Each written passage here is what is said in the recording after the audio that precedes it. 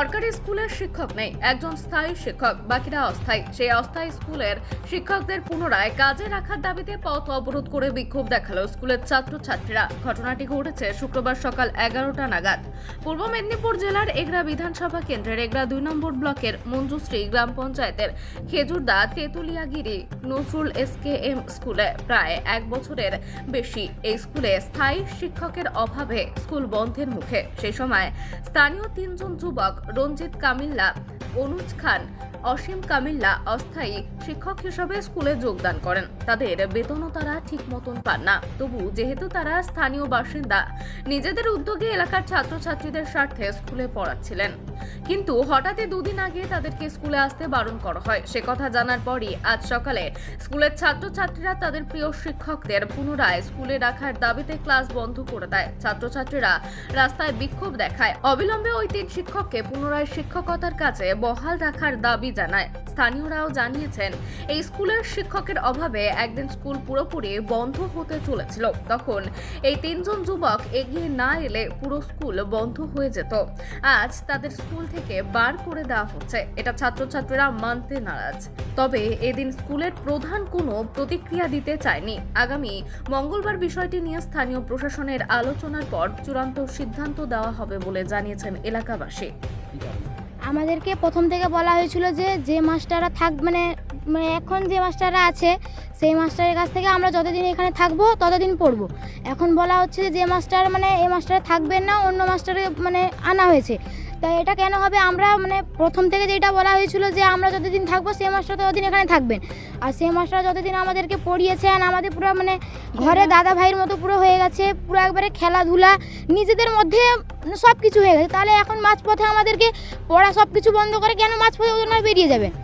কেন বেরিয়ে যাবেন? আমরা এইটা জানতে চাই, কেন ওরা না বেরিয়ে যাবেন? আমাদেরকে মাঝপথে পড়া বন্ধ করে দিয়ে ওরা কেন বেরিয়ে যাবেন? নতুন মাস্টারদের সঙ্গে আমরা মানিয়ে চলে নিতে পারবো না। আমাদের যেই মাস্টার আছে আমরা সেই মাস্টার নিয়ে ভালো পড়াশোনা করছি, তাই সেই মাস্টারই থাকবে। যদি সেই মাস্টার নিয়োগ না করা হয় আমরা স্কুলে পড়বো না, টিসি নিয়ে নিব।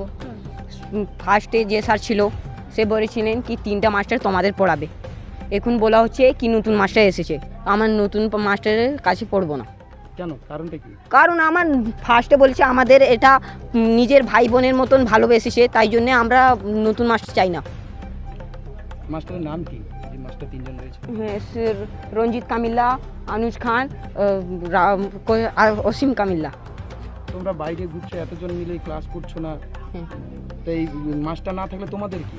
তো তোমাদের তো শিক্ষার প্রয়োজন। তো যে কোনো মাস্টার পড়ালে তো তোমাদের এই মাস্টারও অনেক শিক্ষা দিয়েছে আমাদের।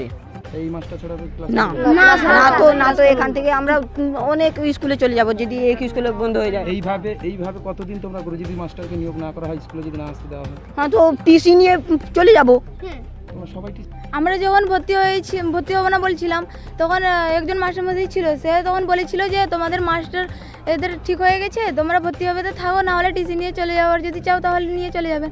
আমরা তখন বলেছিলাম যে না, আমরা থাকবো। তখন স্যার বলছে যদি থাকবে তাহলে ভালো। আর আমাদেরকে সে স্যার বলেছিল যে তোমরা যতদিন থাকবেন ততদিন অবধি স্যারেরা থাকবে। তাহলে এখন যখন শুনছি কালকে, তখন স্যার বলছে যে স্যারেরা থাকবে না। কে জানায়? আমার স্যার জানিয়েছিল। হ্যাঁ, থাকবে না, তারপরে তোমরা ক্লাস করবে না? তারপরে না আমরা বলেছি এ স্যারেরা যদি থাকবে তাহলে ক্লাস করবো, না হলে করবো না। ওনাদের একটাই বক্তব্য হচ্ছে কি, আমাদের এর আগের থেকে শিক্ষা দপ্তর থেকে যিনি ছিলেন প্রসিদ্ধবাবু, উনি আমাদের কথা দিয়েছিলেন 1 বছর আগে যে 2টো মাস্টারমশাই ছিলেন। আচ্ছা, 2টোর জায়গায় একজন আবার রিটায়ার হয়ে যাবে, আর একজন থাকবে। একজন নিয়ে তো 4টা ক্লাস চলবে না। এবার আমাদের গার্ডিয়ানদের নিয়ে উনি মিটিং করেছিলেন, করার পরে তারপরে এবার প্রসিদ্ধবাবু আমাদের কথা দিয়েছিলেন যে আমরা নতুন মাস্টারমশাই আমরা এখানটায় স্থানান্তরিত করে রাখবো। কিন্তু আজকে ধরো জানুয়ারি সেকশন চালু হয়েছে, এ পর্যন্ত মাস্টার দেয়নি।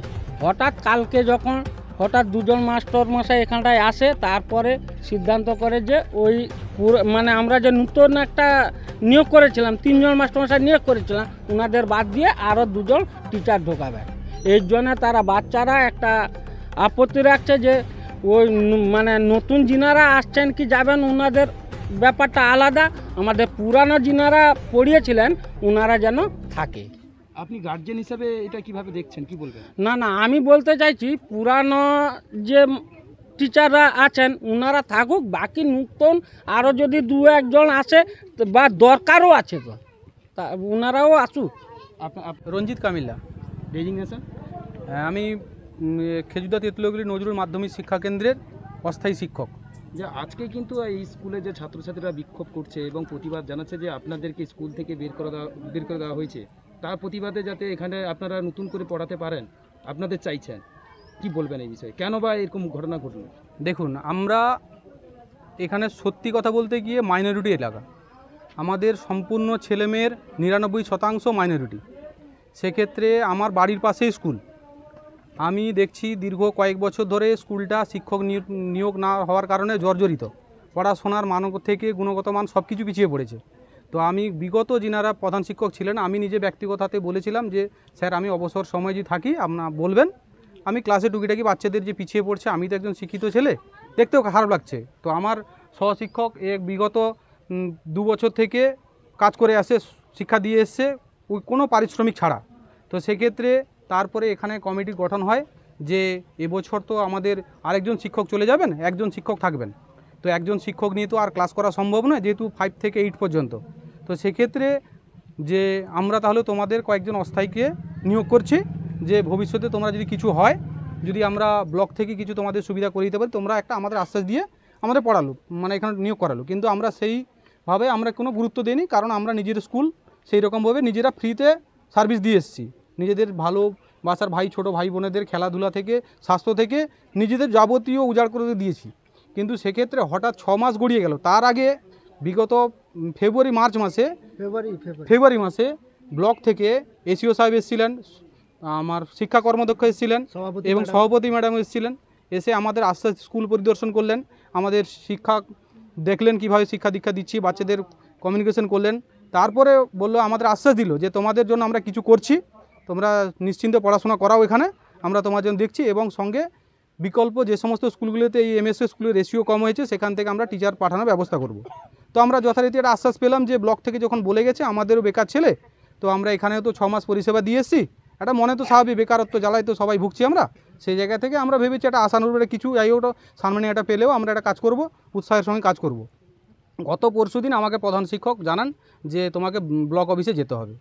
আমি যদি অস্থায়ী শিক্ষক আর প্রধান শিক্ষকের সঙ্গে ব্লক অফিসে যাই, সেখানে বিডিও সাহেবও ছিলেন, মানে যারা ব্লক লেভেলে যারা থাকেন সমস্ত, আমাদের এসিও সাহেব ছিলেন, সহসভাপতি ছিলেন, শিক্ষাকর্ম সবাই ছিলেন।